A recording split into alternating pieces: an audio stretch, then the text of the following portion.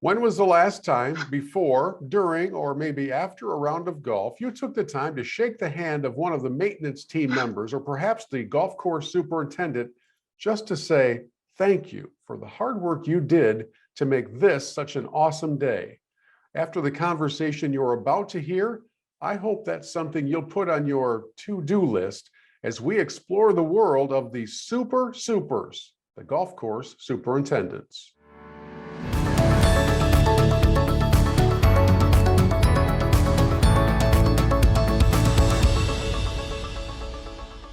The audience for this show actually stretches all across the country because there are fans of golf everywhere. But in our home state of Michigan, man, the weather's not cooperating. It's very, very frustrating to wake up in mid to late April and see snow on the ground when in years past we have often been playing several rounds by now. And maybe we get a little surprised by a squall in early May, but generally speaking, we're up and running.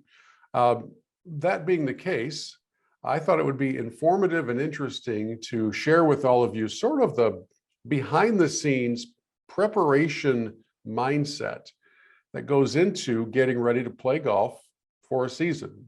And joining me on the program, we've got a great roundtable. I'm calling it the Super Supers Roundtable. We've got Dr. Kevin Frank from Michigan State University's Turgrass program. We've got the executive director of the Michigan Golf Course Superintendents Association, Adam Ikamas. We've got the president of the MiGCSA, Ryan Moore, coming to us from Forest Lake, and the vice president, Doug. Doug, I've never said your name correctly in my life, but I'm going with Hoeh. How about hey? Hey, Hoeh. He's the vice president coming to us from Treetops Resort in Gaylord. And so we have a little dynamic here as we get into our conversation with everybody, because, for instance, where Doug is, at Treetops, they're also a ski operation. And I'm sure that Doug's world has been busy all off season. So let me open things up, Adam, and talk to you as the executive director of this great group. What are you hearing from your members as they get ready, in some cases, to start for the first time, and in others, they got opened up and then all of a sudden a blanket of snow came and there's all these issues that are presented with that? Yeah, there's been a lot of start-stop this year. It's a funny thing. All of our members are excited to get the season going and get out there and get the golf courses open. Kind of, right? There's also, it's kind of a nice soft start. We've had some hard starts, it seems like, the last couple of years, where it went from winter right into 70 and 80 degrees, and all of a sudden you're going from plowing snow one week to hand watering the next. It looks like there might be some of that coming along here pretty soon. But it's a good time for our guys. I see a lot of guys out there doing projects, doing sod work, some of that sort of stuff that you can get done before the golfers are out there. So it's a blessing and a curse with how busy golf courses have been over the last couple of years because of COVID. It is a nice little break to get them in there. However, like I used to tell my guys when I was a superintendent, they would complain about how hard it is to get stuff done when there's lots of golfers out there. And it'd be a lot easier if there weren't golfers out there, but it wouldn't pay very well. So you definitely need to get the register ringing, as far as public golf courses go, and even private courses, right? The members are chomping at the bit, I'm sure, at Forest Lake to get out there and play some golf. So we're ready to go. Been a long winter. Everybody's ready to get out there and mow some grass. So hopefully we can do more of that soon. Yeah, Dr. Frank, what kind of winter was it? How do you assess, from a golf perspective, from a golf course health and a turf grass perspective, what was this winter like?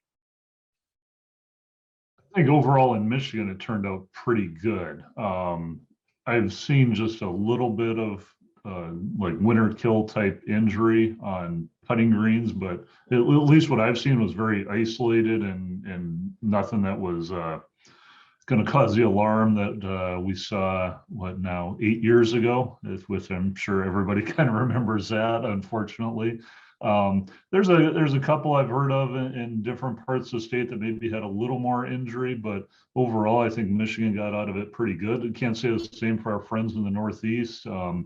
Seeing a lot of reports out of that region of more significant type injury that they're having to deal with. And the cold spring doesn't help anybody that's trying to recover from anything.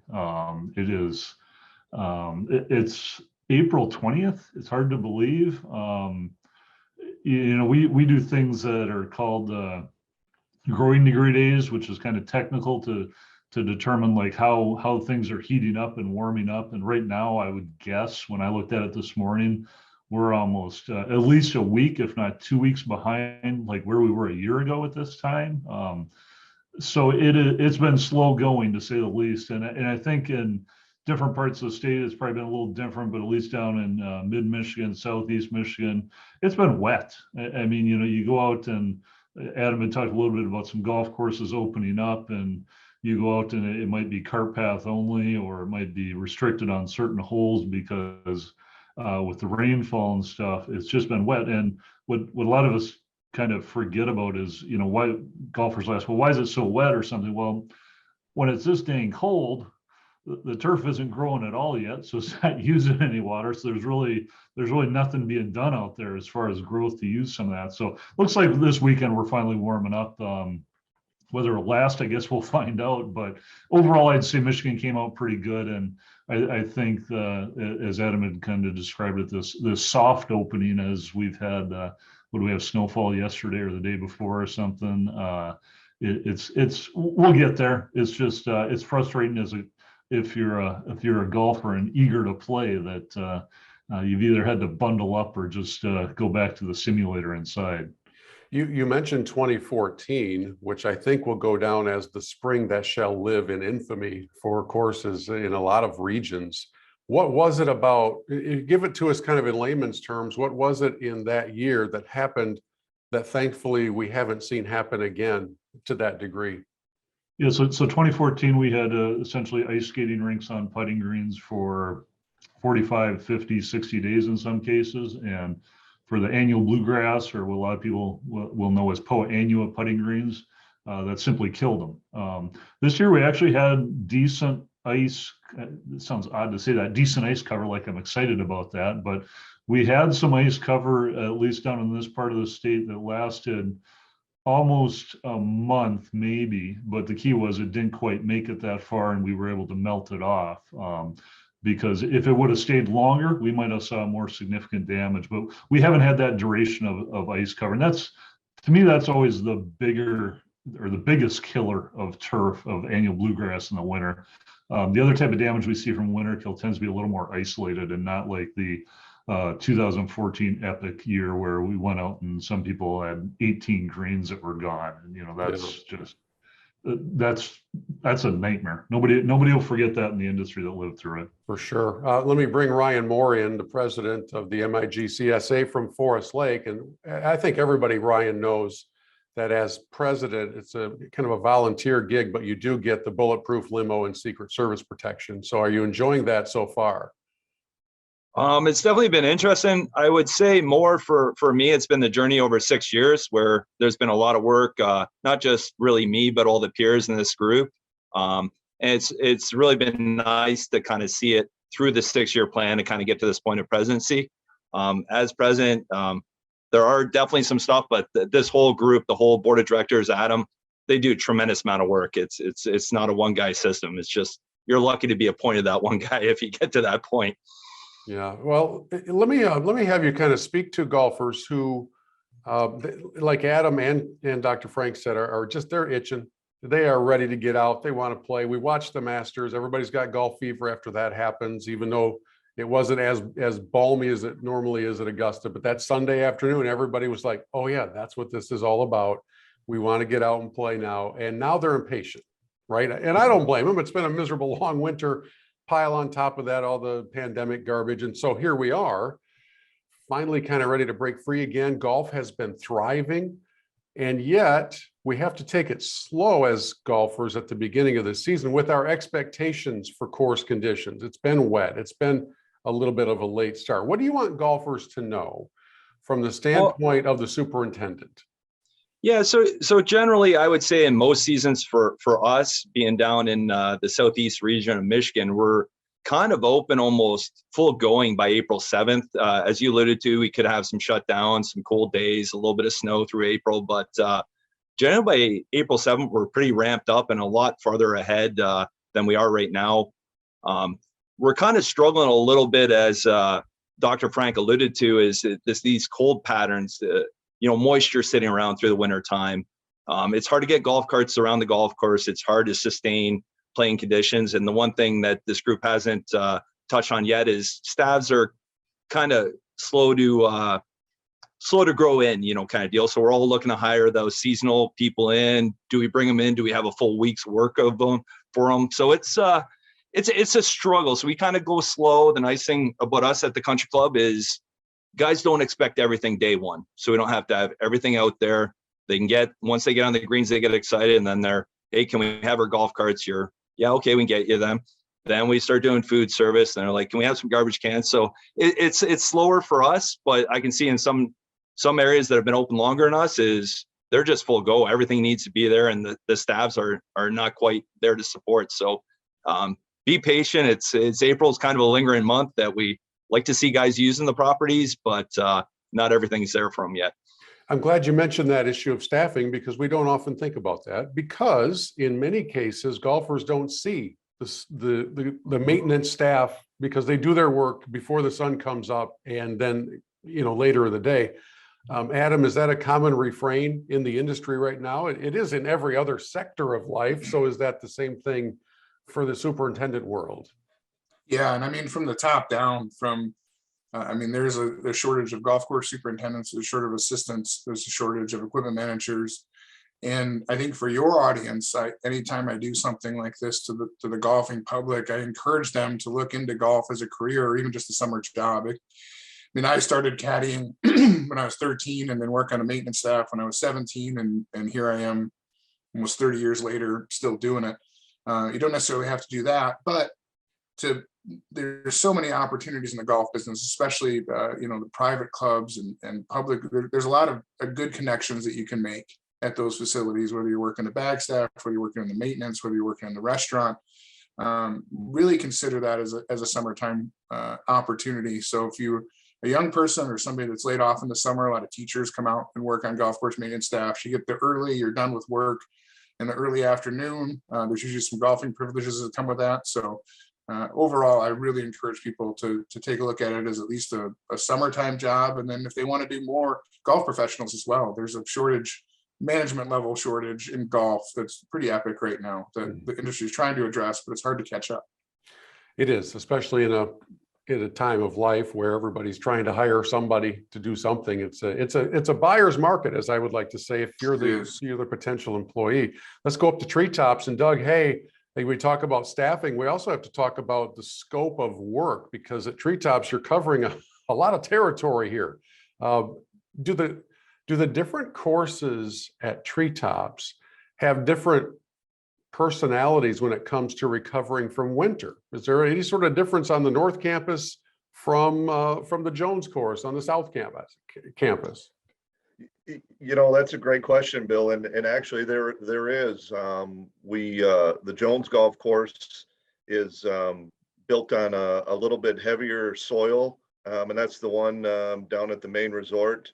And that soil tends to warm up a little bit faster than the North golf courses that are built on sand and a little bit of clay. So I'm not a soil expert, and I'm not going to pretend to be, but I can notice the difference in the green up. So yeah, the Jones golf course is one of the first ones to green up, and then the Tradition golf course has a turf grass variety called Providence, and Providence does not like cold weather.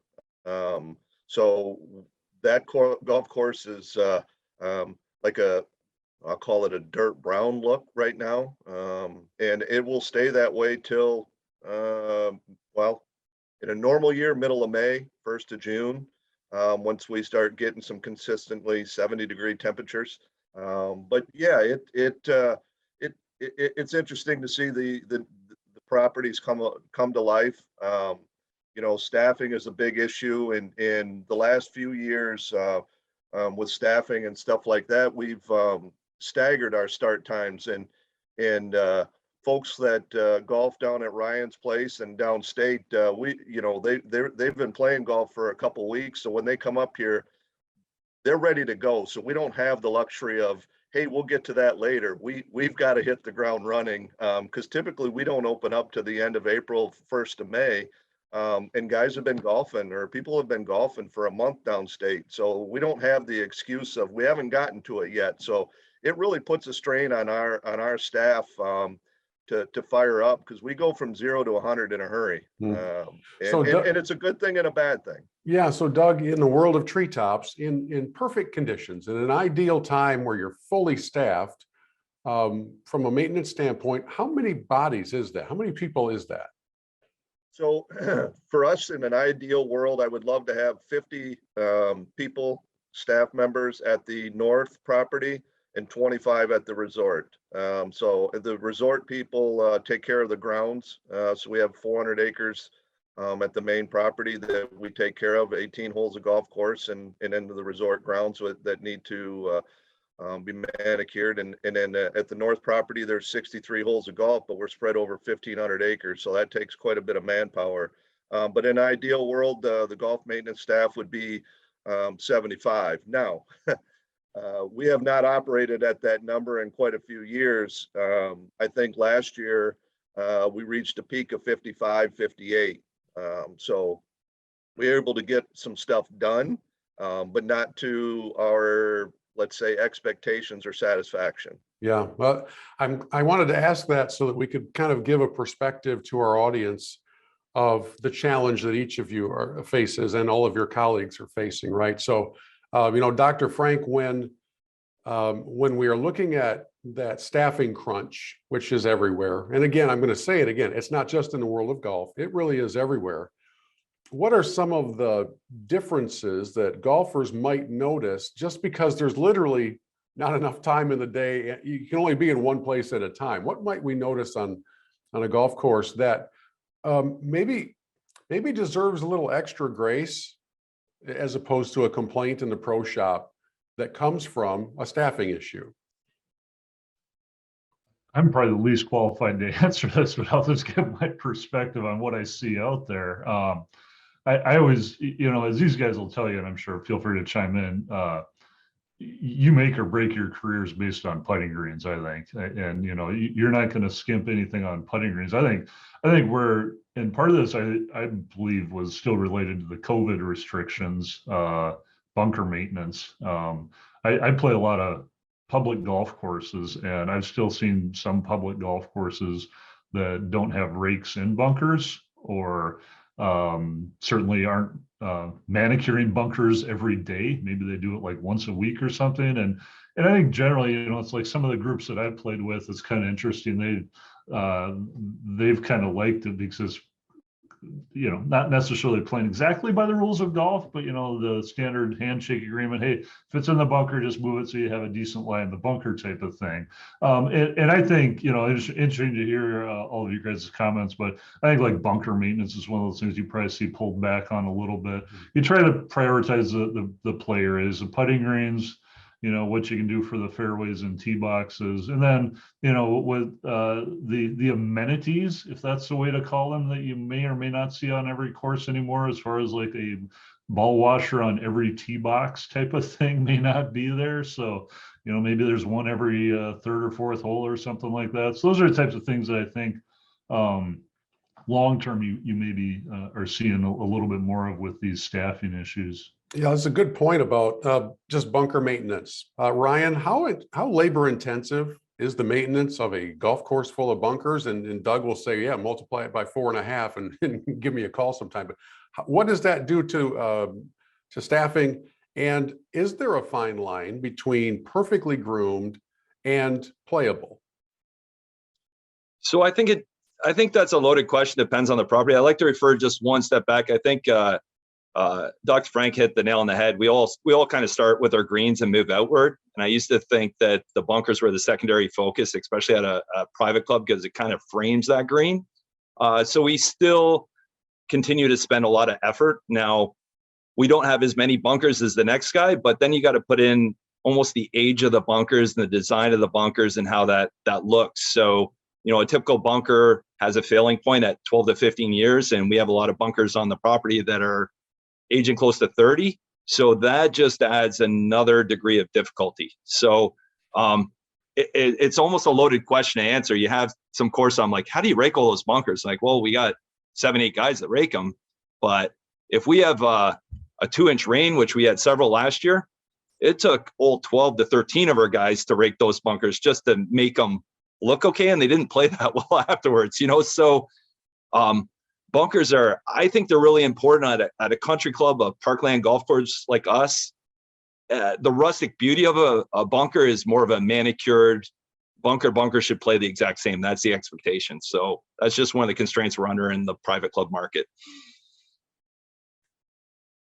Yeah, I'd like to just throw my little 2 cents in on bunkers. That's my our number one complaint at Treetops is bunkers. But I'll say my number one frustration is when we rake a bunker and we have a bunker rake sitting on the edge, and the golfer or the guest chooses to walk right past the bunker and hit out of it, and then walks right past the rake on his way out and never touches it. And then you know, the unfortunate thing is it might be the first foursome through the day, so the third or fourth foursome goes through and plays the course, and man, maintenance sucks. You guys didn't even touch the bunkers. Well, actually we did, but I can't control the first foursome out there. So it's a frustrating thing on all levels.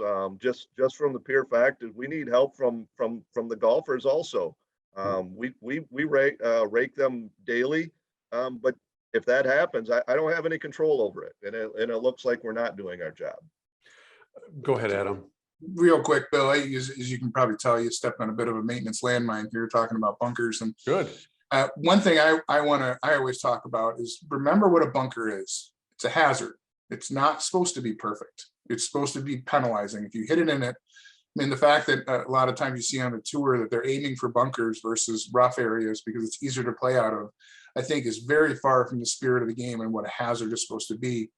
The second thing, I had a friend of mine who's a member at a club, and he was complaining about not having the bunker rakes out on the golf course. And I asked him, I said, if you had to write a check every spring for $500 to your club and put in the memo, bunker rakes, would you write it?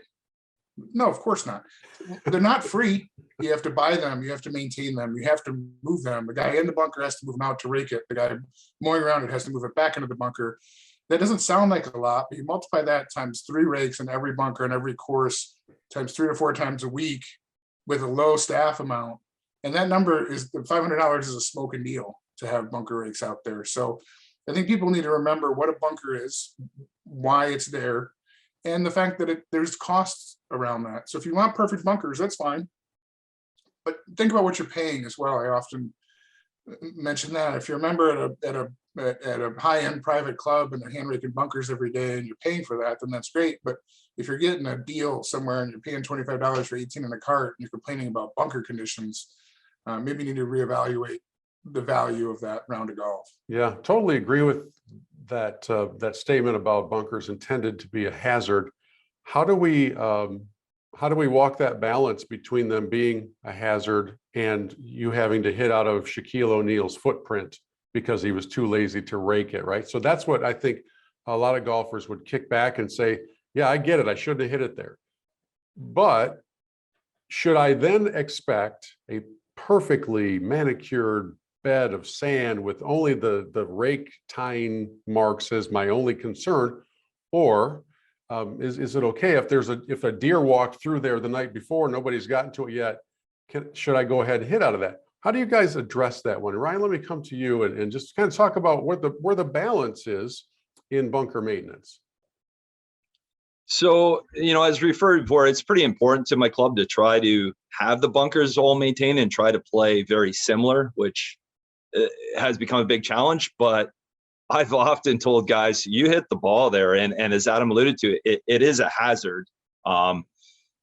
It's rub of the green. It's just like hitting a perfectly manicured fairway and find that one divot and your ball's sitting down. It's one of those things you just have to deal with. We put a lot of importance on bunkers and maybe give up something else to get that done, just because it's a hot spot for us. But I feel for those guys that don't have the staff to maybe manage the bunkers as frequently as we do, or they're kind of an afterthought, or maybe got out of hand where possible renovations do, and they're just kind of dealing with that. So my feeling is worry about your short grass areas, your greens, move on to the fairways, the tees. Bunkers are definitely important. If it's important to your facility, maybe prioritize those up, but you can't have everything perfect all the time unless you have the budget and the manpower to do so. Ryan, You can do it. It's just expensive. well, that's true. Everything has a price tag, right? You can do everything if you have the right budget. And Ryan, you introduced me to a phrase a couple of moments ago called the failure point. And you said that bunkers have I thought you said 12 or 13-year lifespan before they get to a failure point. That's an interesting concept. Can you explain what that means? So there's many different bunker designs there has been for the last 20, 30 years, whether you're putting liners in there or how you do your drainage. So some of the new technologies are unbelievable right off the gate to make your bunkers drain perfectly, keep the sand on the edges. But over time, we edge our bunkers. And then as you edge them, you start exposing some of the soil faces of them, and then that recedes in your bunkers. So what that does is it mixes with the bunker sand. You start changing the infiltration rates. Over time, we have the heaving, thawing of frost that especially in Michigan. So the bunker drainage starts pushing up. So all these things they have a lifespan more because of our elements in our area. You might be more successful in certain other areas of the world, but that's what I'm saying. They just get out of another thing. They get out of character when you start edging them. So the original design of maybe a shallow face bunker, and now all of a sudden you have these big flashing faces, which look cool, but it's hard to push sand up on those things. So basically, like I say, at the 12, 15-year mark, after 12 or 15 years of maintenance, you've done a lot of damage to the original intent of the design of the bunkers and what they look like. And that's every year we're adding a little bit of sand to them. We can go through those motions, but there's a failure point. Yeah.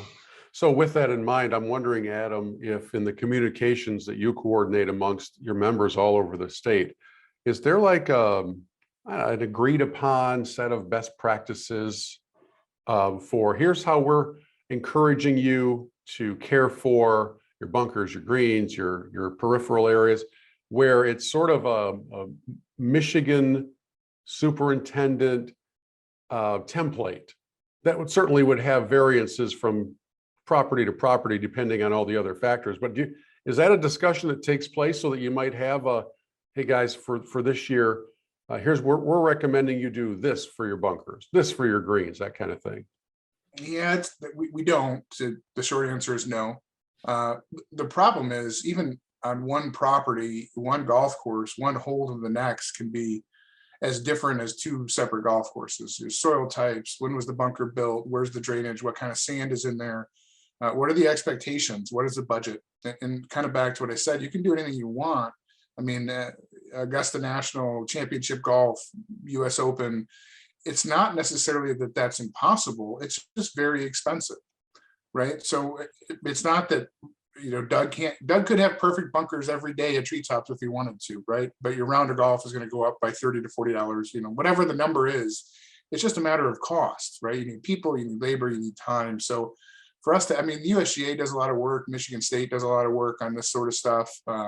Different sand types, different drainage, different bunker liners, as Ryan alluded to. When you have a heavy rain, a lot of bunkers wash out, and then you're going to take all that time to push the sand back up. And you get contamination from the soil.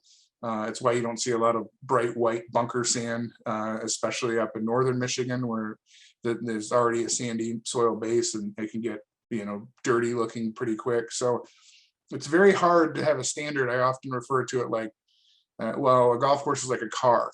Well, there's Lamborghinis and there's Pintos and everything in between. It's the same thing with golf courses. A golf course is not the same. One hole to the next is often not the same. So it's very hard to have a standard. It's more about what's the expectations at your facility, how do you meet those expectations, and how do you pay for those expectations? That's really what it comes down to in the bottom line. What it never is, what I often say, is that the superintendent doesn't care or they don't know what they're doing. That's super, super rare. Most of the time they are killing themselves to try to make it perfect. And remember that when you go to play, they're not just, phoning it in and showing up. And I don't really care about green speeds today, or whatever. I don't want carts out there. It's never that. It's lack of resources, lack of staff, lack of budget that usually makes them cut something out, whether it's tees, bunkers, fairways, or even greens. Yeah, you got the ding of approval from somebody there. That's pretty good timing.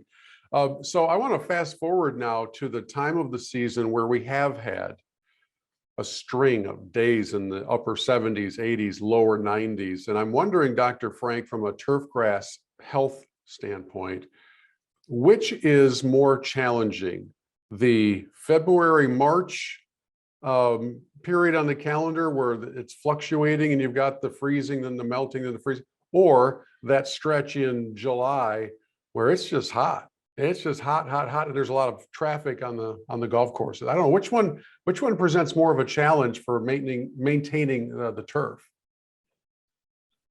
It depends on which ones you're going through at that time in the season.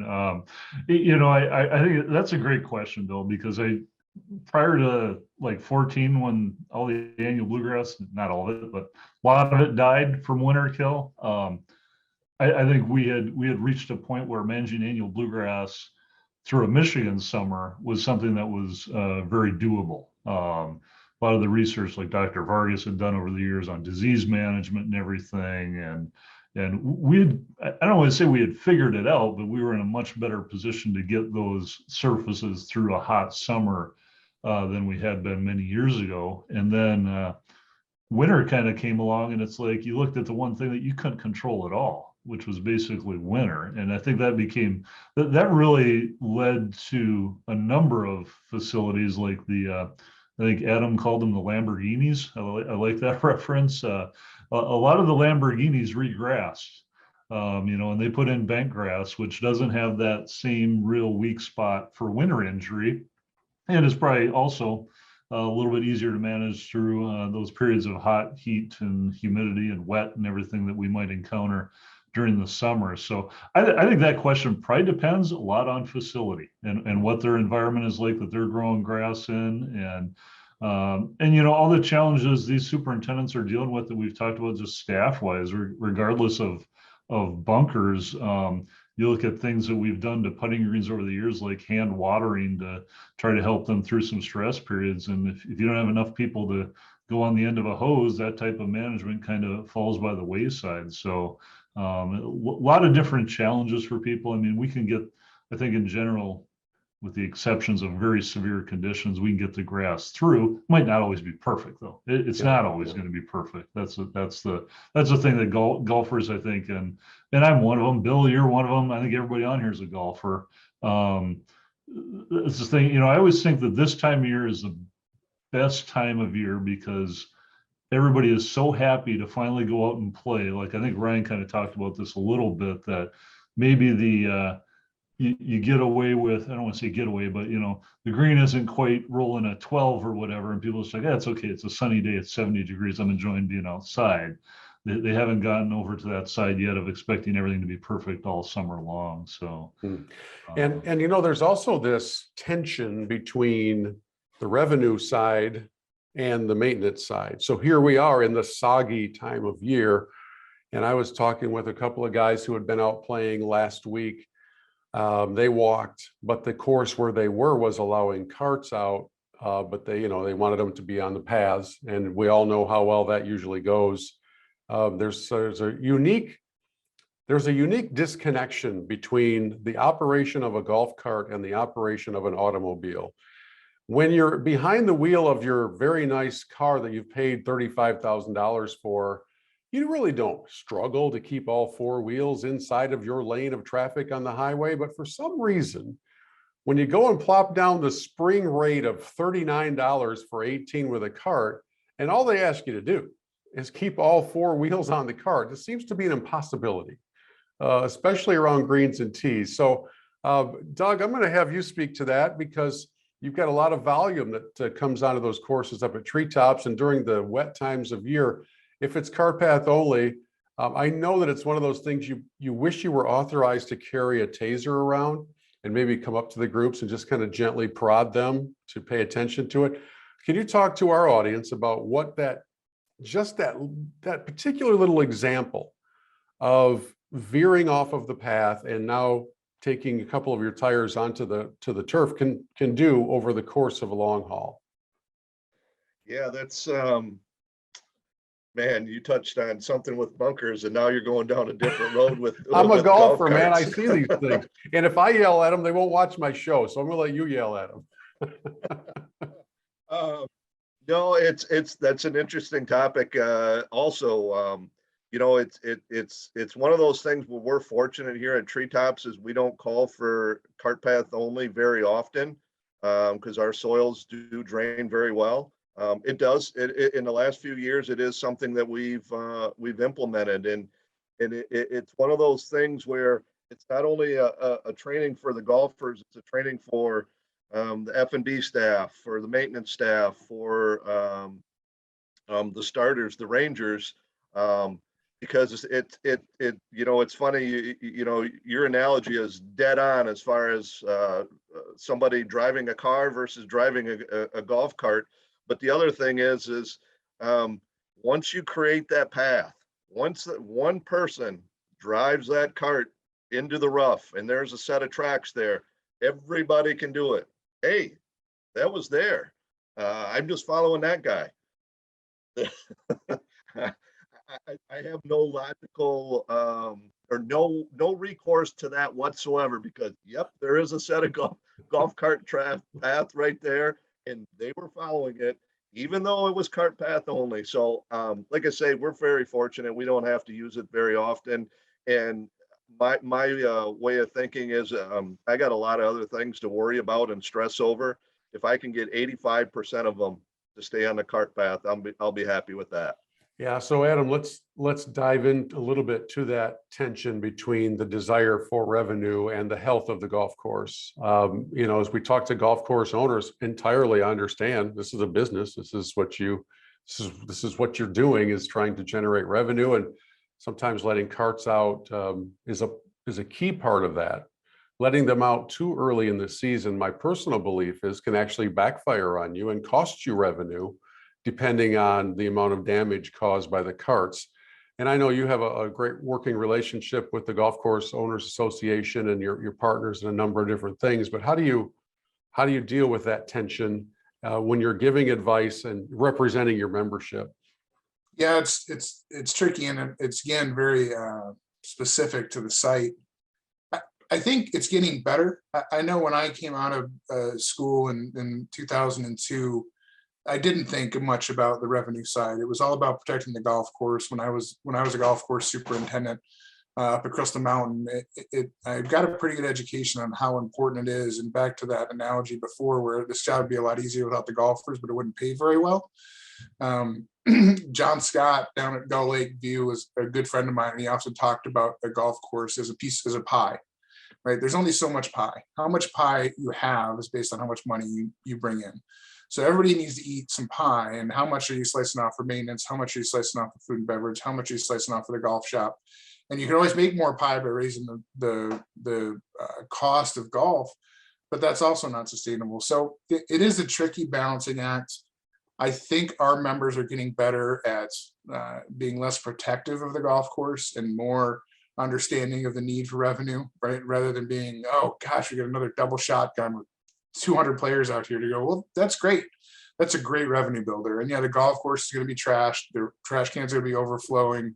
People are going to be flipping golf carts, driving, and they don't, in bunkers and all that sort of stuff. But again, that's kind of what we're paid to do, is to take care of that sort of stuff. So it's a tricky balance. You don't want to be out there with the taser tasing people at treetops. I don't think that would be a long-term good business plan. So I'm sure the pro shop wouldn't like great that. visuals, though. Great visuals. Yeah. I mean, as much as somebody would like to do it, you also have to remember that those people paid to be there, and they're your customers, right? And it's important to educate them on the long-term damage. And to your point, Bill, it can be worse. I mean, if you get a lot of ruts going in the springtime, and those start to harden up in the summertime, and now you got speed bumps through all your rough areas, that's not great.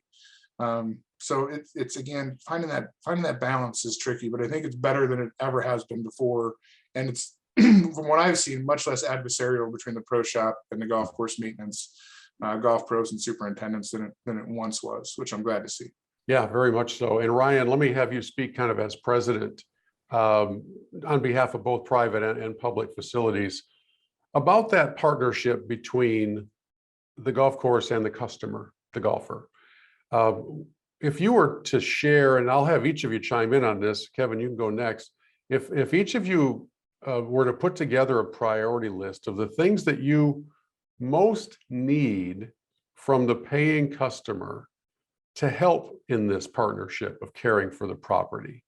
You know, we've touched on things like the bunker maintenance, and we've touched on keeping your carts where they're supposed to go and that kind of thing, but that doesn't necessarily mean they're at the top of your list. What would be your, you know, like your 1, 2, and 3 that you want our audience to hear? Here's what we need from you. And if you'll give us these 3 things, your golf experience is going to be so much more enjoyable when you come back. Ryan, what do you have? So definitely number one is cart etiquette is a big thing. And again, as Adam had pointed out, we're not out there policing every moment of your action, but to be cautious that if you're around a green or a tee box, or someone had put a signage out there directing carts a certain flow, or you have certain markers before the greens, that's pretty important to try to follow those best cart rules. And that's just to protect the surfaces for everybody that enjoys the game. The second thing that I'd like to get in as another hotspot is divots. And I don't care whether you're at a resort course or a country club or whatever, they're going to happen. So the conscious effort of following the agronomic practices of that particular golf course. Some people do like you to fill the sand, fill with sand. We like divots actually replaced because we don't put seed with our sand mixture. I took all our members because we had a big problem periodically, obviously midsummer. Our members came out and volunteered, and we, over 3 consecutive weeks, we went through all the golf course. We filled all the divots. And what I found is a lot of people don't even exercise it or the practice properly. So when you put your divot in, use your foot, wedge it in there, try to piece it in there the way it came out the best you can. And when you put the sand down, don't just put a clump of sand right on top of it, kind of smooth that out with your foot as well. Those things, not only doing the task, doing that right, I think is important. So if the golfers can take it to the next level, I think that'd be awesome. And then finally, my big thing is pitch marks. I use a single prong tool, whether it be a tee or a actual ball mark tool. It's a single prong because I find guys are still shredding and lifting on the ball mark. So even though they're trying to repair the greens, when they do, they're actually causing, it's almost like picking a pimple. It's a little mark, and then it becomes this massive thing you're looking at for a while. So those single prong tools can work the material back in the hole, and it can really heal up really quickly. So make those putting surfaces all around Michigan more pristine by just taking the time, finding where you land on the green, making sure something needed to be repaired there. Adam had me hungry earlier with the pie description, but you just took care of that. So well done. Sorry about that. Dr. Frank, your top 3. Ryan just stole it. I was going to say ball marks, and ball marks. But gives me something to do when play is slow. You just walk around the green, fix ball marks all day long.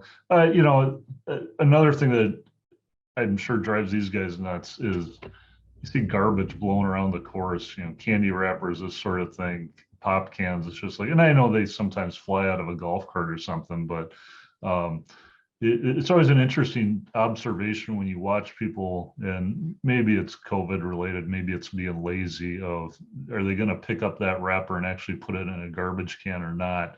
But, I think it's a lot of the basic etiquette stuff that we were all, at least we used to all be taught when we were getting into the game, is like Brian mentioned, rake bunkers, put your divots back in, fix a ball mark, just the common etiquette stuff. I think the biggest thing, and maybe have a little bit extra dose of patience, appreciate being out there. How many of us can still remember when we couldn't golf? When golf was closed for almost a month? I mean, that was awful. Yeah. I enjoy being out there, and don't take it for granted. Good thought. And for whatever it's worth, one of the positives that has come out of the last couple of years of COVID is that a lot of new golfers have entered the fray. But with that comes the responsibility to educate on things of etiquette. I don't want to discourage anybody from playing. I would like to think, and perhaps I'm naive, I've been told that a few times, so it's very possible. I would like to think that those who are committing the violations that we're speaking of, maybe they just didn't know. I would much rather have that be the case than to have it be the case where they know full well and it just don't stink and care. So I'm gonna try to do something not normally common to me, which is go for the glass half full and hope that as we have this conversation, that somebody perhaps in that category of being a new golfer would listen in and think, oh, I never even thought about that. I didn't even know that was a thing. And perhaps coming back to the courses in the pro shops, with the starters, with the rangers on the course, maybe that's where some education can take place. Not in a confrontation sense, unless it's out of hand, but maybe it's in the education sense. Doug, your top three. What do you want golfers to know and to help with? So I agree with everything that Dr. Frank and Ryan has said. But the one thing that I'd like to just throw out there is just have respect for the property. Treat it like it's yours.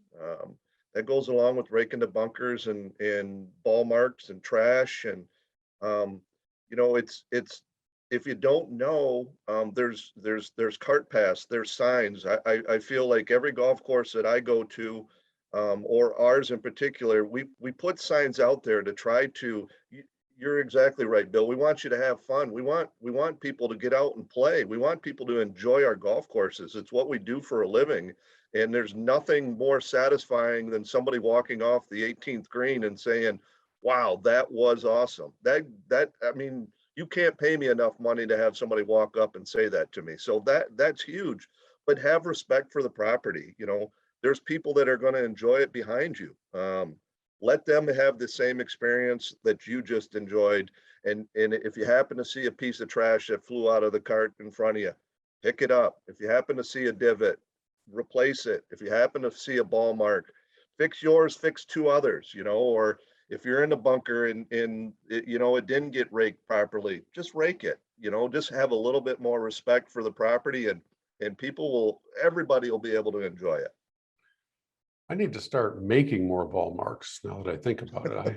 I find that a lot of chips don't really leave ball marks, but very good points. Adam, let me have you bring it home. What would you like people to know from the executive director of the MiGCSA? Well, all of these comments are great from the agronomic sense, but I'm going to kind of go back to the revenue thing, that if you're a golfer and you love golf and you have a local course that you play often, lots of times golfers, and I was one of them before I got into the business, you look at this big open space and you go, oh, just, might as well have somebody out there for something. Oh, but I do $20, I'll bring 10 guys, and always trying to haggle and get the best deal. And I kind of encourage golfers to think of it more like the way hunters do, of kind of maintaining their sport, maintaining their land, like a Ducks Unlimited or some of those sort of things. And it's okay to pay a little more to that local business. And people talk about shopping local and staying local, especially at the public sector, those privately owned, single owner, sometimes there's multi-generations of families that pass that down.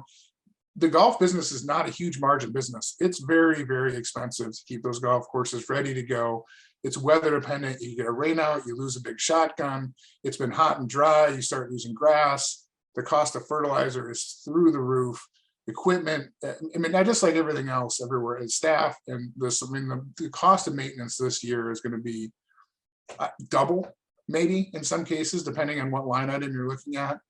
So if you love golf and it's important to you, then make sure you're supporting those local places that allow you to do your pastime and your sport, and don't always try to look for the cheapest deal and the best deal. And if you do, that's fine, but remember, you get what you pay for. You don't go to McDonald's when you're expecting a steak.